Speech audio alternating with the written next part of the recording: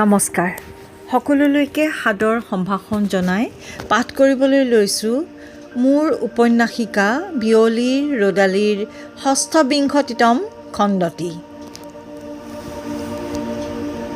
চকুৱে চকুৱে কি কথা ক'লা, হিয়া মোৰ আজি উতলা, উজলালা মন উজলালা জীৱন, উজলালা দুনয়ন, বুকুৱে বুকুৱে অবুজ শিহৰণ, মৰমৰে সমীৰণ। গাড়ীৰ মিউজিক ছিষ্টেমত বাজি থকা গানটোৰ কথাবোৰ চৌধুৰীয়ে প্ৰথমে মন কৰা নাছিল। ড্ৰাইভাৰজন ডেকা ল'ৰা, তাৰ বয়সৰ লগত মিলা গানবোৰ বজায়, তেওঁ আপত্তি নকৰে। কিন্তু আজি গানৰ কথাখিনি এনে লাগিল তেওঁৰ বাবেই যেন গানটো গাইছে। কিবা এটা আনইজি ফিল হ'ল। বন্ধ কৰিবলৈ ক'বলৈও বেয়া পালে, সেয়ে চাউণ্ডটোকে কমাই দিবলৈ ক'লে। যিহকে দেখে চৌধুৰীয়ে সকলো সুন্দৰ লাগে, আনমনা হৈ চকু মুদি ভাল লাগে। চৌধুৰী অফিচলৈ সোনকালেই আহিছে। কানুখুৰা অলপ পাছতহে আহিব।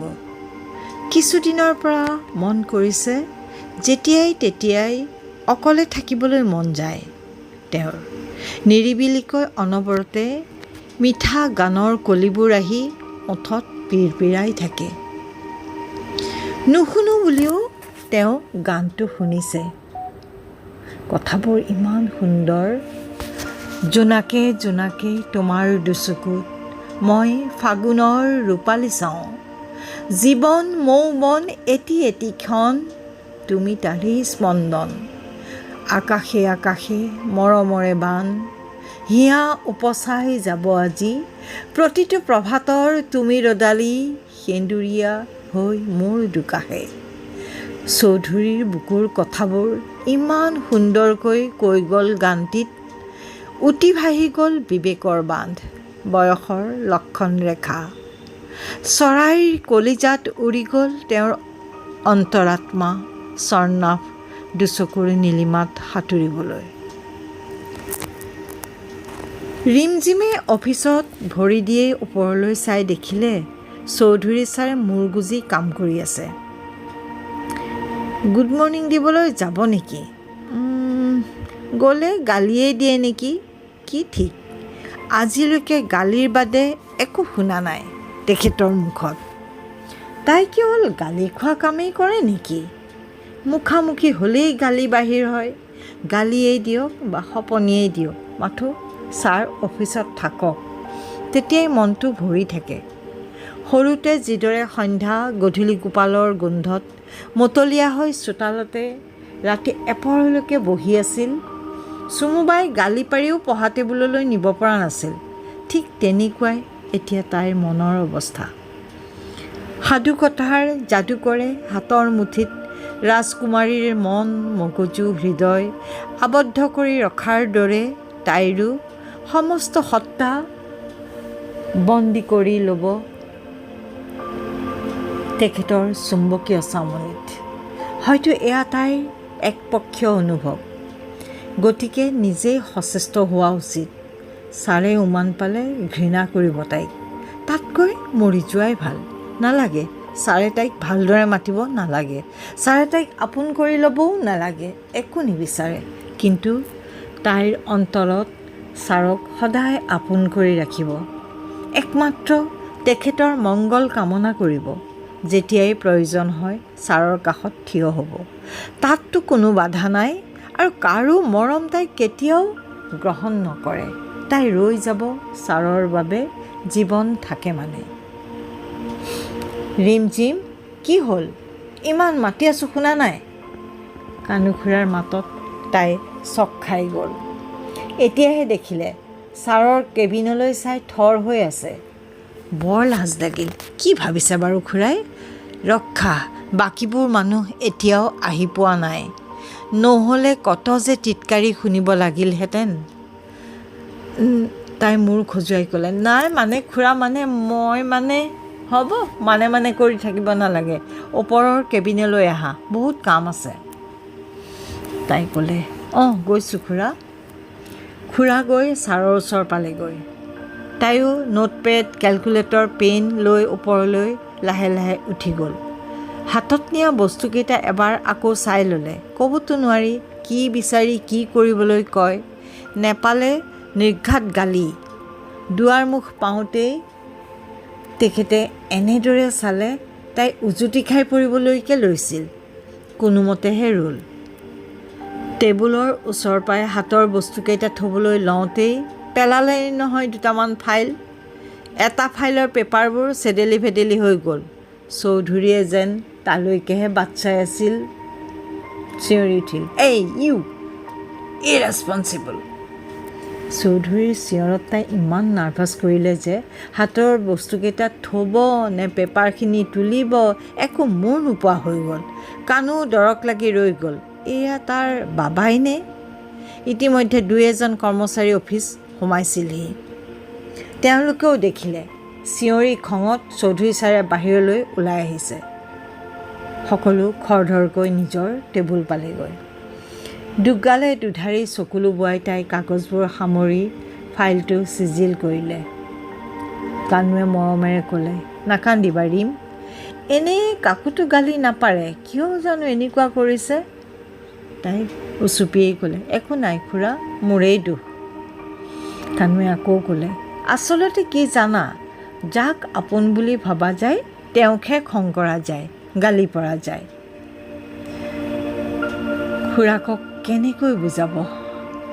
গালি পৰাৰ বাবে নহয়, তেখেত ওলাই গুচি যোৱাৰ বাবেহে তাইৰ বেয়া লাগিছে। আধা ঘণ্টামানৰ পাছত চৌধুৰী কেবিনলৈ আহিল। ৰিমজিম অলপ আঁতৰি তলমূৰকৈ ৰ'ল। তেওঁ তাইলৈ নোচোৱাকৈ টেণ্ডাৰৰ কনফিডেঞ্চিয়েল ফাইলটো মেলি ল'লে। কাণুৰ চকুৰ চাৱনিৰেই সুধিলে, তাইক পঠাই দিব নে ৰাখিব? প্ৰতি চাৱনি অনুকূল দেখি তাৰ কাষতে ৰীমক বহাই ল'লে। CGMCৰ বুৰঞ্জীত এয়া এক নতুন সংযোজন। এতিয়ালৈকে কানু আৰু চৌধুৰীৰ বাদে তৃতীয় এজনে ফাইনেল টেণ্ডাৰ চাবলৈ পোৱা নাই। ৰিমজিমেই প্ৰথম হ'ব, হয়তো তাইয়েই শেষ। কানুৱে প্ৰেমৰ ভাষা বৰকৈ বুজি নাপায়। তথাপি এটা কথাই মনলৈ আহিল, লোককে দেখুৱাই কেটেৰাই মাৰিবা, ভিতৰি নেৰিবা বেথা। টেণ্ডাৰৰ ফৰ্মত শেষ চহীটো মাৰিবলৈ লৈ এবাৰ খুৰালৈ এবাৰ ৰীমলৈ চালে। দুয়ো চকু মুদি ভগৱানক ভাবিছে। তেওঁ ৰীমৰ ফালে ফু মাৰি দিলে। তাই কপালত পৰি থকা চুলিকেইডাল উৰি গ'ল। নাই, একো ক'ব নোৱাৰে। খুৰাকক ক'লে, খুৰা এতিয়া চিল কৰা। ৰিমজিম কৰা কৰা, তোমাৰ লখিমী হাতেৰে চিল কৰি দিয়া, 12 বজাৰ আগতে জমা দিবগৈ লাগিব। তাই এনভেলপটোৰ এডহেচিভ ফ্লেগটো টানি এৰুৱাই বন্ধ কৰি দিলে। কানুখুৰাই আগবঢ়াই দিয়া ব্ৰাউন চেলোটেপটোৰে গোটেই যোৰাবোৰ টেপিং কৰি দি উঠি সেৱা এটা কৰিলে। চৌধুৰীয়ে তাইৰ গোটেইখিনি কাম এফালৰ পৰা চাই আছে। তেওঁৰ মাকলৈ মনত পৰি গ'ল। ঠিক এনেদৰেই সি পৰীক্ষালৈ ওলাই যাওঁতে মাকে সেৱা এটা কৰি ক্লিপবৰ্ডখন তালৈ আগবঢ়াই দিয়ে। জমা দিয়াৰ সময় হৈ গৈছে। কানুখুৰাই কিবা এটা ক'ব খুজিছিল। তেওঁ মুখতে ধৰি ক'লে, খুৰা, তোমালোক দুজন লখিমীয়ে জমা দি আহোঁগৈ, চাওঁচোন কি হয়। কানুৱে ক'লে, হয় নেকি, তুমি নোযোৱা? খুৰা, মই যোৱা আৰু তুমি যোৱা একেই, লগত তোমাৰ লখিমী যাবই, নহয় জানো? দুয়োজনে তাইক লৈ ধেমালি কৰি আছে। তাই একো নুবুজি সেমেনা সেমেনিকৈ আঙুলি মোহাৰি ৰৈ আছে। আচলতে ৰাতিপুৱাৰ ধমকিটোৰ হেংঅভাৰ আছেই। কানুৱে তাইলৈ চাই ক'লে, তেন্তে ব'লা ৰিমজিম, সোনকালে যাওঁ, 12 বাজিবলৈ 20 মিনিটহে আছে। চৌধুৰীয়ে লগতে ক'লে, ইউনিফৰ্মযোৰ খুলি নৰ্মেল ড্ৰেছত যোৱা। তাই চকু দুটা ডাঙৰ কৰি চৌধুৰীলৈ চালে। ভালত কৈছে নে খঙত কৈছে? তেওঁ চকু দুটা টিপিয়াই দিলে। লগে লগেই তাই ৱাছৰুমৰ গাতে লাগি থকা চেঞ্জিং ৰুমটোলৈ দৌৰ মাৰিলে। তেওঁলোক ওলাই যোৱাৰ পাছত চৌধুৰী বহু সময় অলসভাৱে বহি ৰ'ল। ফোনটোৱে ৰিং কৰিলত অনিচ্ছা সত্ত্বেও তুলিলে। Hello', Chowdhury speaking. সিফালৰ পৰা চুমুৱে মাতিলে, ককাইদেউ, মই চুমু। অঁ চুমু, কোৱা, ভাল তোমাৰ? ককাইদেউ, তুমি অকলে আছানে? ওচৰত কেনেবাকৈ ৰীম আছে নেকি? তেওঁ ক'লে, নাই, তাই খুৰাৰ লগত বাহিৰলৈ গৈছে। কিয় সুধিলা? তোমাৰ লগত কিছু কথা আছিল, ভেৰি ভেৰি প্ৰাইভেট। মই যাব পাৰোঁনে তোমাৰ ওচৰলৈ? চৌধুৰীয়ে ক'লে, আহা, এতিয়া মই ফ্ৰী আছোঁ। হ'ব, মই 5 মিনিটমানৰ পাছতে পামগৈ। এতিয়া ৰাখোঁ। অ'কে, বাই। চুমুক আহিবলৈ কৈ চৌধুৰী চিন্তাতেই পৰিল। কি বা কয়, কি বা সোধে?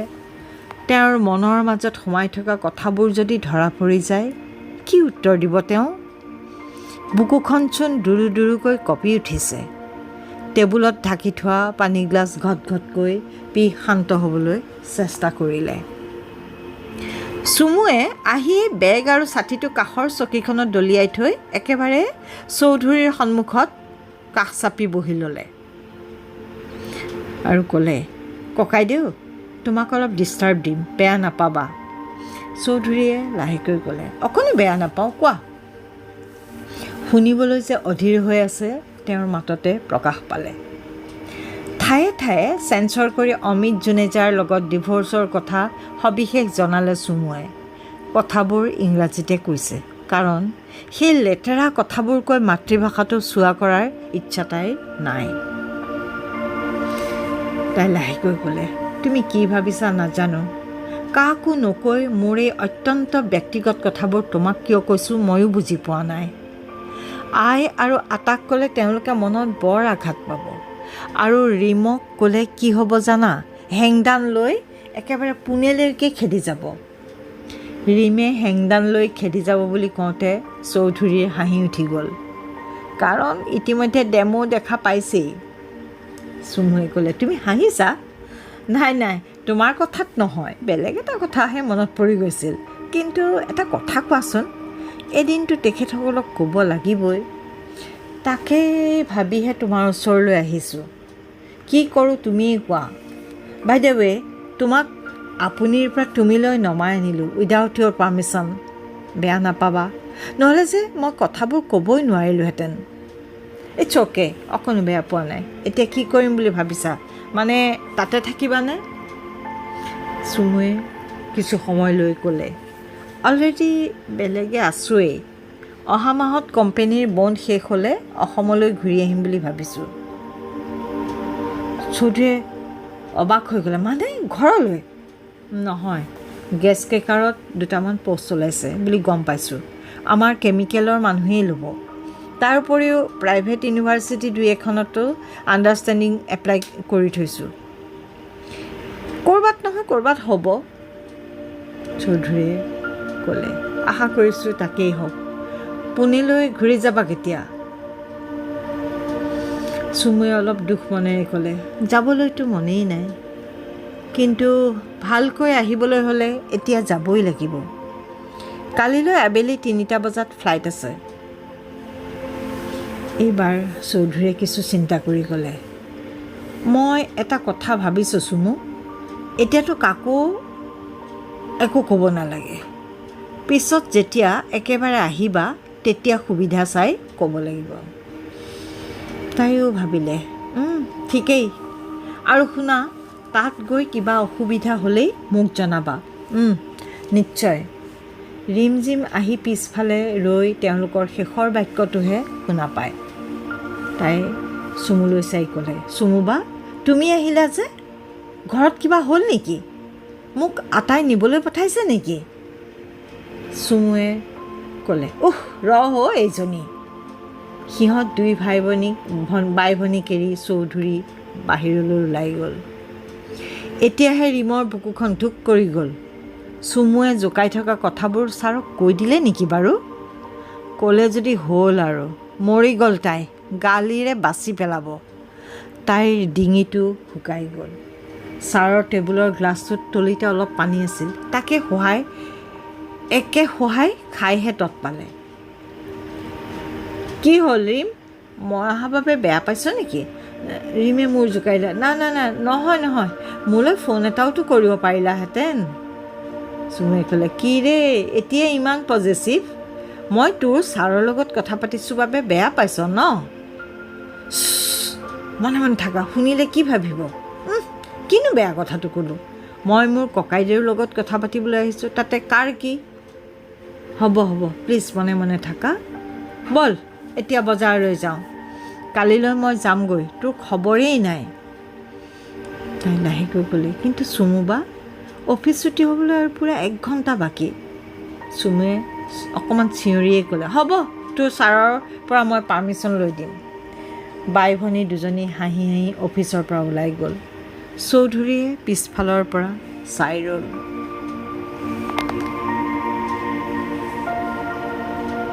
যেতিয়া কথাৰে বুকু ভৰি থাকে, নৈশব্দতা বাংময় হৈ উঠে, বতাহে গুণগুণায়, আকাশৰ কেনভাছত জিলিকে সাতৰঙী এখনি সাঁকো। কানুৰ বৰ হেঁপাহ হৈছে বিনীতা বৌৰ লগত কথা পাতিবলৈ। যেতিয়াই তাৰ এনে হয়, বৌৱে দূৰ নীলিমাৰ পৰা নীলবৰণীয়া চাদৰৰ আঁচল উৰুৱাই তাৰ কাষত আহি বহেহি। সি ভুৰভুৰাই কয় কথাবোৰ, বৌ, আপোনাৰ বাবা এতিয়া ডাঙৰ হ'ল। সি কেতিয়ানো ইমান ডাঙৰ হ'ল গমেই নাপালোঁ। আপোনাৰ খং উঠিছে নেকি বৌ?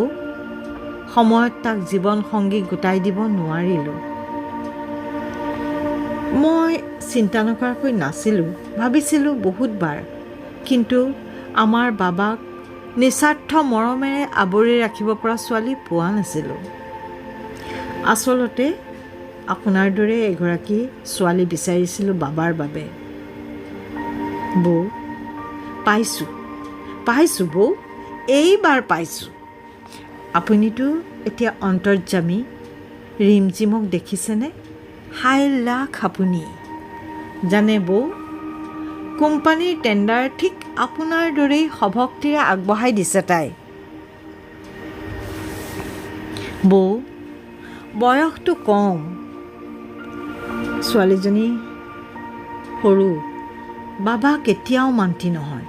তথাপি মই কিবা এটা কৰিম, বাকী ভগৱানৰ ওপৰত। কানু ফটোৰ আগত থিয় হৈ ৰিপিৰবিৰাই থকা দেখি শান্তিবায়ে ভয় খাই একেবাৰে পাকঘৰ পালেগৈ। কেষ্ট।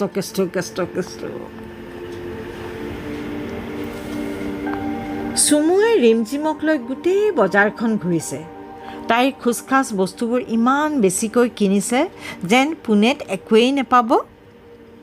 ৰিমৰ বাবে ইটো চাইছে, সিটো দৰাইছে, আইৰ বাবে আটাৰ বাবে কিনিছে, অন্ত নাই তাইৰ কিনাৰ। ৰিমজিমেহে অকণো এনজয় কৰিব পৰা নাই। চুমুৱে বেয়া পাব বুলি মাজে মাজে সচেতন হৈ এক্টিং এটা কৰে, তাৰপাছত আকৌ সেই একেই চিন্তাই তাইক খাই মাৰে। একোবাৰ ভাবে চুমুবাক সুধিব নেকি ছাৰক কি ক'লে, ছাৰে তাইৰ কথা কি ক'লে। নাই, কিবা এটা 19-20 হ'ব লাগিলে চুমুবাই দুখ পাব। কালিলৈ তাই যাবগৈ, আকৌ বা কেতিয়া আহিব ঠিক নাই। ৰিমৰ ফেভাৰেট চিকেন ম'ম' একেবাৰে বিস্বাদ লাগিছিল। চুমুৰ মন ৰাখিবলৈকে তাই খালে, ভাল লগাৰ প্ৰিটেণ্ড কৰিলে মাথো। ৰিমজিমে মনত পেলাবলৈ চেষ্টা কৰিছে, চুমুৰ আগতেনো ছাৰৰ কথা কি কৈছিল। একোৱেই মনত নপৰে। তাইৰ মেমৰিটোতেই তাই সদায় মাৰ খাই যায়। পঢ়াৰ দিনতো কবিতাবোৰ মুখস্থ কৰে, মুঠেই নৰয়। এবাৰ চুমুৱে ক'লে, বুজিছ, তোৰ মূৰৰ হাড় গোটেই সোপা এই চুলিখিনিয়ে খাই পেলায়, গতিকে তোৰ মেমৰিৰ খেতিটো ভাল নহয়। তাইও সঁচা বুলি চুলিখিনি কাটিবলৈকে লৈছিল, আয়ে ধৰিলে বুলিহে। ঘৰ পাওঁতে সিহঁত দুজনীৰ দেৰি হৈছিল। আয়ে অকলেই প্ৰাৰ্থনা কৰিলে। দুৱাৰদলিত ভৰি দিয়েই ৰিমে দেখিলে ড্ৰয়িং ৰুমত চৌধুৰী ছাৰে আটাকৰ লগত কথা পাতি আছে। তাই বুকুখন ধমৰকৈ মাৰিলে। ইমান জোৰেৰে ধপধপাবলৈ লাগিল যেন ইঞ্জিন এটাহে চলিছে। কি হ'ব এতিয়া? কি কৰিব? আজিলৈকে ইমানবোৰ গালি পাৰিছে, তাই সহ্য কৰি গৈছে। এতিয়াও গালিকে দিলেহেঁতেন যদি, আটাককনো কিয় লগাবহি লাগে? তাই জানে আটাই গালি নিদিয়ে, তাইক খঙো নকৰে, কিন্তু মনত বৰ আঘাত পাব আৰু আয়ে তাই আৰু ভাবিবই নোৱাৰে